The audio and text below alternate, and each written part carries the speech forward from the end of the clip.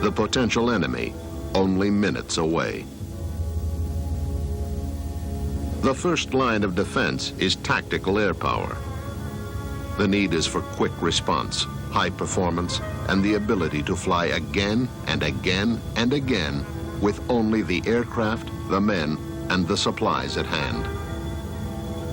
Current generation fighters offer high performance, but most are not as reliable as they need to be. Operating and support costs are high. Aircraft availability is low. Only now, with the new technology of the 80s, is it possible to have a fighter with both high performance and reliability.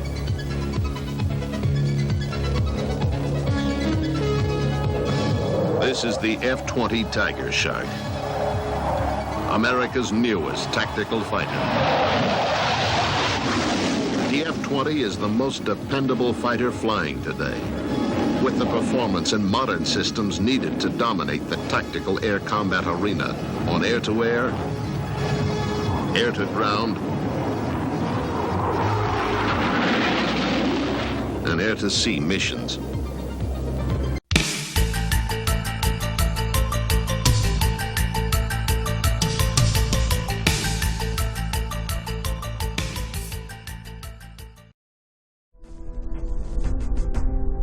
사실 노스롭사가 신형기의 명칭을 F-5G라고 명명했던 이유가 이 전투기의 고성능을 감추고 대만에 수출하기 위한 것이었기 때문에 대만 수출이 좌절되면서 이제는 구식 전투기로 인식될 수 있는 F-5 시리즈의 후속기라는 의미의 기체 명칭은 바꿀 필요가 있었습니다.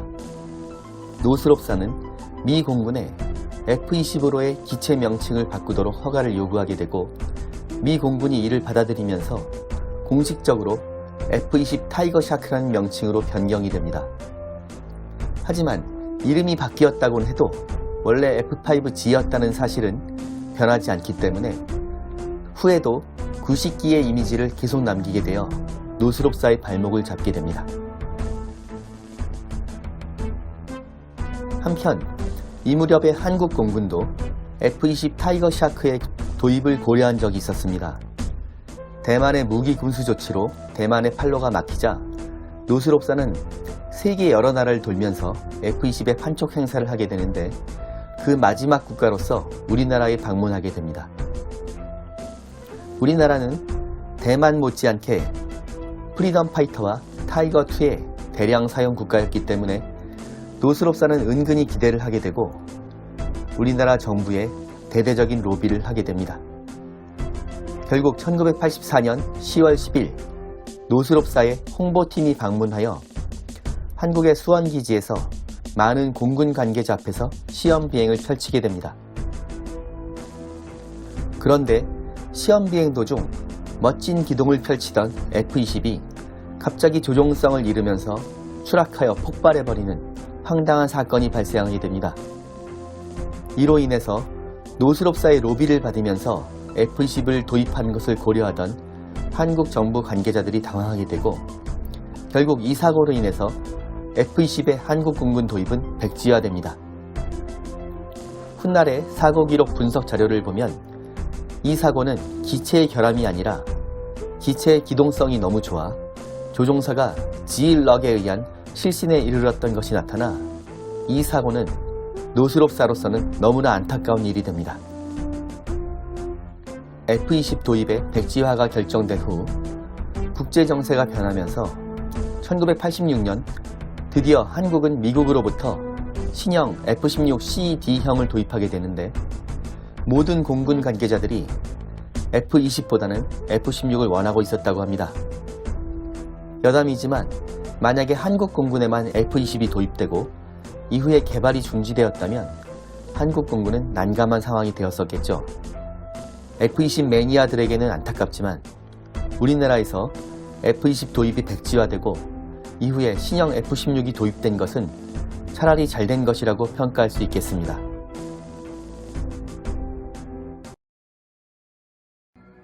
이렇게 거듭되는 불운 속에서 타이거 샤크는 마지막 기회나 다름없는 미 공군의 차기 방공 전투기 에어 디펜스 파이터 선정 계획에 참여하게 됩니다. 이것은 80년대 초반까지 미 공군의 주력 요격기였던 F-106 델타 다트를 대체할 400여 기의 새로운 방공 요격기를 선정하는 프로그램이었습니다. 여기에서도 F-16은 또다시 F-20의 라이벌이 됩니다. 요격기라는 특성에 따라 짧은 스크램블 타임이 요구되었고 뛰어난 상승력과 상승 속도 면에서 F-20의 성능이 F-16에 비해 손색이 없었기 때문에 노스롭사는 일말의 희망을 걸게 됩니다. 이렇게 F-22 우방국 공급용이 아닌 미 공군용의 전투기를 목표로 하게 되면서 F-20은 더욱 새로운 능력을 가지도록 설계됩니다. 특징을 살펴보면 우선 F-5E와 F-20은 주익의 면적과 모양이 유사하지만 주익의 전연 렉스를 개량하고 공중전 플랩의 성능도 개량하여 강력한 엔진의 탑재와 함께 주익의 강도도 강화하여 한계 하중이 7.3G에서 9G로 높아지게 됩니다. 이로써 비행 성능과 무장 탑재 능력이 매우 좋아지게 됩니다. 동체 디자인도 새롭게 디자인되어 기수의 경우는 보다 높은 연각 비행 시의 안정성 향상을 위해서 위아래 부분이 납작한 샤크 노즈로 디자인되어 마치 상어를 연상시키는 형상을 하게 됩니다. 이 외형으로 인해 F-20의 명칭이 타이거 샤크로 명명되는데 영감을 주었다고 하죠.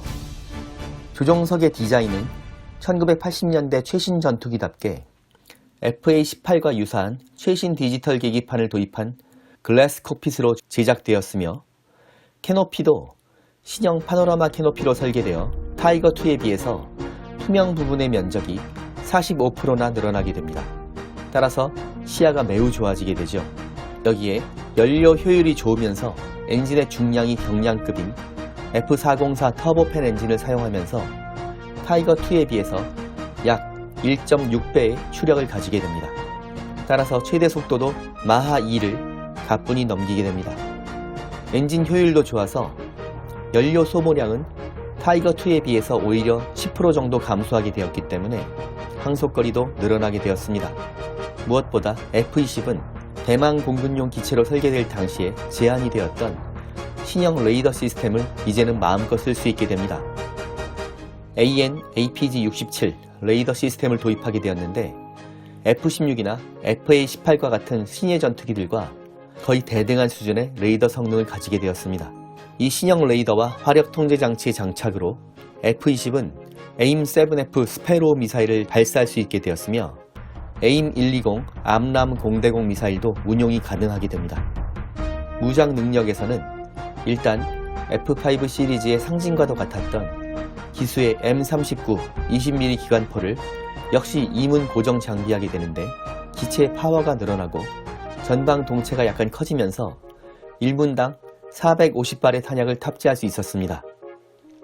F-20의 주익 강도도 강해지고 엔진 파워가 늘어나면서 주익의 파일론에 장착할 수 있는 무장의 탑재량도 늘어나게 되는데 다양한 공대공 미사일과 공대지, 공대의 미사일을 탑재할 수 있었으며 다량의 폭탄을 동체 아래에 탑재 가능할 수 있게 하는 MER 시스템도 사용이 가능했었습니다.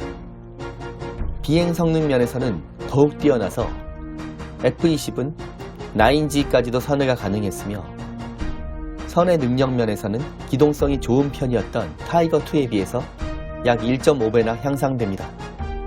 당시 소련 공군의 신예기로 자리잡고 있었던 미그 23을 완전히 능가하는 성능이었죠.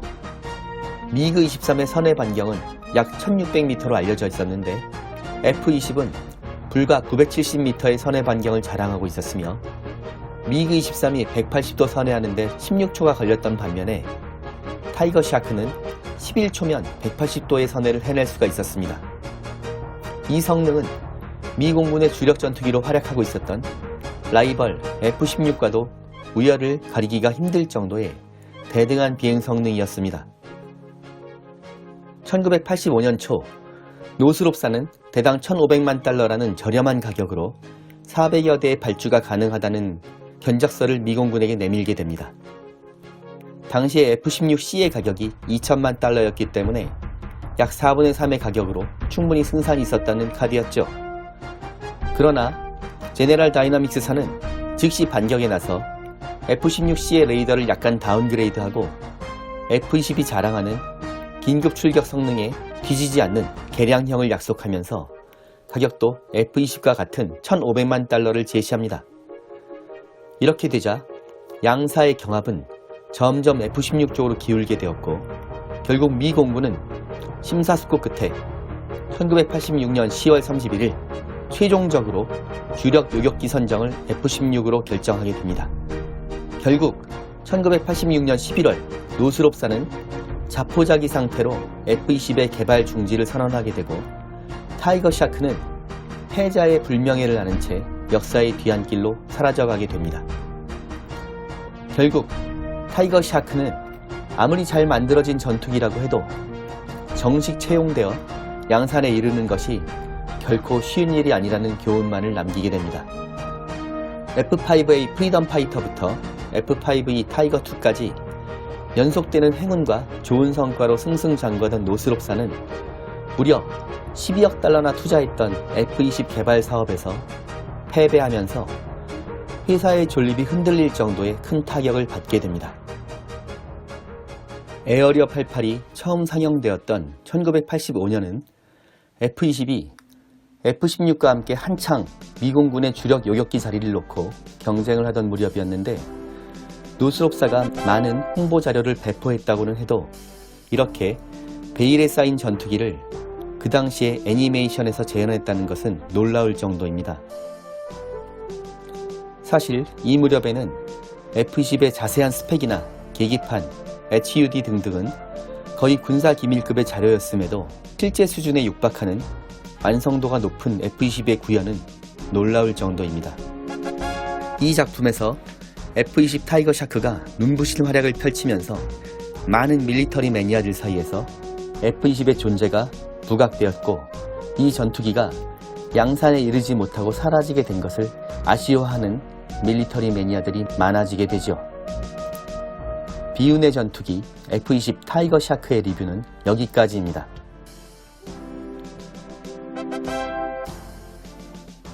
다음 회에서는 웨인 부대 사령관 샤키 바슈탈이 애용하던 삼각날개 전투기 크필 C2형에 대해서 알아보도록 하겠습니다.